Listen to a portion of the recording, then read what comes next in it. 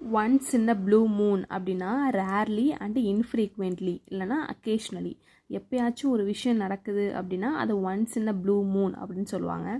Face the music அப்படின்னா to accept the punishment for mistake, அப்படி இல்லைனா get reprimanded to bear the consequences or accept the blame. ஒரு விஷயம், ஒரு பனிஷ்மெண்ட்டை நம்ம வந்து அக்செப்ட் பண்ணிக்கிறோம், ஒருத்தவங்க ஒரு விஷயத்த சொல்கிறாங்க அதை நம்ம வந்து ஓகே ஆமாம் அப்படின்னு சொல்லிட்டு ஒத்துக்கிறோம் அப்படின்னா அதான் ஃபேஸ் த மியூசிக் அப்படின்னு சொல்கிறாங்க. அண்டர் த வெதர் அப்படின்னா to not feel well or to feel sick or unhealthy, to be in low spirits. அதாவது ஒரு உடம்பு சரியாமல் இருக்கும், நமக்கு வந்து நாட் ஃபீலிங் வெல் அப்படின்னா அதை வந்து அண்டர் த வெதர் அப்படின்னு சொல்லுவாங்க.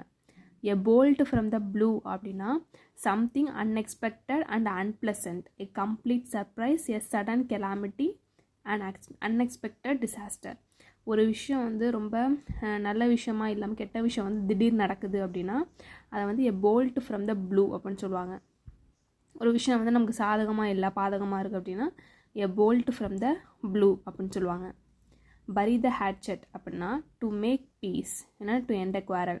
ஒரு சண்டை சச்சரவு எதாவது நடக்குதுன்னா அதை வந்து நம்ம அமைதிப்படுத்துகிறோம்ல, அதான் வந்து பரி த ஹேட்செட் அப்படின்னு சொல்லுவாங்க. டு மேக் பீஸ், ஒரு பீஸ் கொண்டு வர்றது, இல்லைன்னா எண்ட் அ குவாரல், ஒரு சண்டை சச்சரவை வந்து அமைதிப்படுத்துறது, அதான் வந்து பரி த ஹேட்செட்.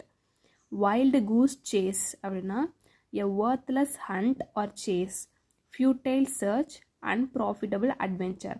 ஒரு விஷயம் நம்ம தேடி போகிறோம் ஆனால் அதனால் நமக்கு வந்து எந்த ஒரு ஆதாயமும் கிடைக்காது அப்படின்னா அதை வந்து வைல்டு கூஸ் சேஸ் அப்படின்னு சொல்லுவாங்க. ஒரு விஷயத்தை தேடி போகிறப்ப அதனால் நமக்கு எந்த ஒரு நன்மையும் இல்லை அப்படின்னா அது வைல்டு கூஸ் சேஸ் அப்படின்னு சொல்லுவாங்க.